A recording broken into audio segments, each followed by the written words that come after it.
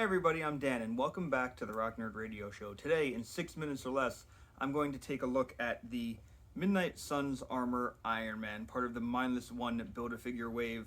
I don't really normally buy video game stuff. I really got this one for the Build-A-Figure piece. But I'm still going to take a look at the figure. Let's crack it open and see what I think. Come geek out with us on the Rock Nerd Radio Show. So, I have to be honest, I haven't played the Midnight Suns video game, so I don't know if this armor is magic Iron Man armor, or if it's just kind of gold and black, because that seems to be the colors that a lot of things in the video game use.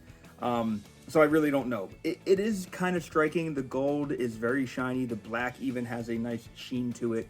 And one of the things I noticed right away was the abdomen here.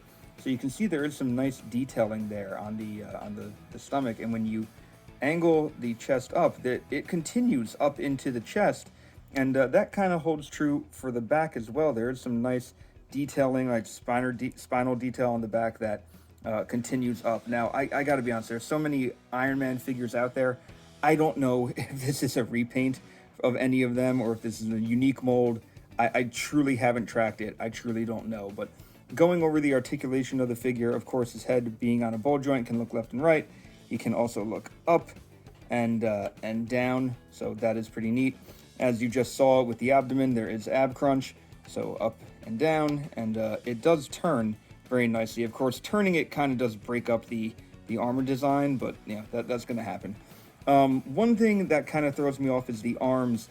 The shoulder pads rotate with the arms, which is cool, but it kind of inhibits, at least for me, how far I can get these arms out. I don't know if I can lift up the armor anymore, but I'm really having trouble getting these arms to move out very far.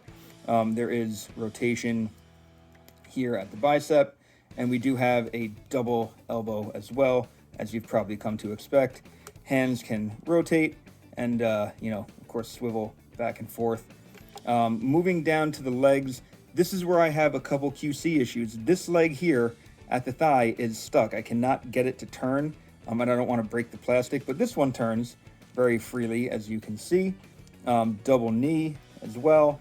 And then the ankles, they do pivot, but another bit of QC is that I can't seem to get the ankles to tilt back or forward. It feels like I'm going to break them. I might have to kind of dip him in some hot water to kind of get him to loosen up a little bit. Of course, this Iron Man comes with some accessories. First thing, namely, being the Build-A-Figure piece for the Mindless One. He does come with a leg. This would be the right leg, and it looks pretty neat. We'll get to the Mindless One later on. But he also has two open hands. As you can see, they are cast in all black. They do look pretty good, but they do have, as you can see there, an opening in them, because there are two of these red repulsor blasts that you can stick in his hands to, have him firing the repulsor blast. Of course, now I can't get them to fit. Let's try this real quick.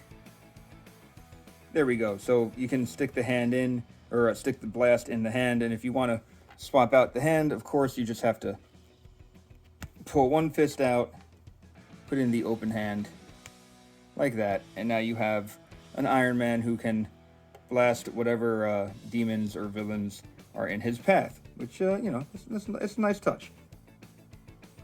Alright, so my final thoughts about this armor. It is striking. It does look cool.